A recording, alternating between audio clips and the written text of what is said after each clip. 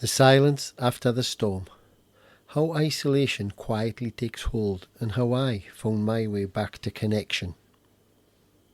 There's something no one talks about after a heart attack. The silence. The house gets quiet, the phone stops ringing, people move on, but you're still here, alone with your thoughts. Welcome, and today I want to talk to you about the isolation that settles in after the hospital and home visits end, and how I found my way back out of that silence. I live alone in a small cottage in the countryside. At first, that quiet little place felt like peace, but after a few weeks, it became something else. The days blurred together. I went hours, sometimes days, without speaking to another person. I didn't realise how heavy that silence was until it started to weigh heavy on me. There were no distractions, no one asking how I was, and slowly I began to believe I had to figure out this thing I was going through completely on my own. Why men struggle with connection? I think for men, especially older men, we've been taught to handle things alone, to tough it out. But isolation isn't strength. It is tough, and I learned that healing doesn't just happen in the body, it happens in the heart too. And the heart heals best when it feels. It was hard to reach out all the time. I didn't want to be a burden. I didn't want pity. The truth is, most people just didn't know exactly what I was going through. And to be honest, I hadn't really even shown them. I was braving it out, finding my way back. One day, I started with something simple. I went out for a walk with the intention just to meet someone and strike up a chat.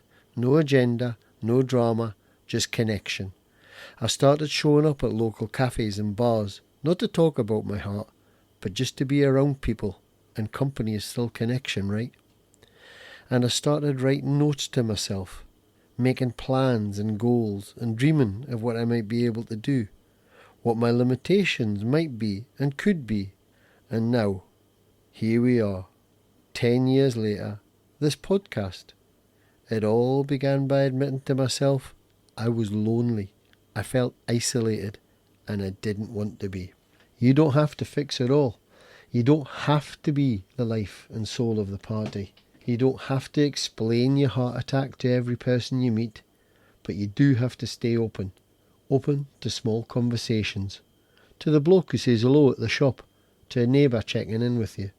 Those small moments really build something inside.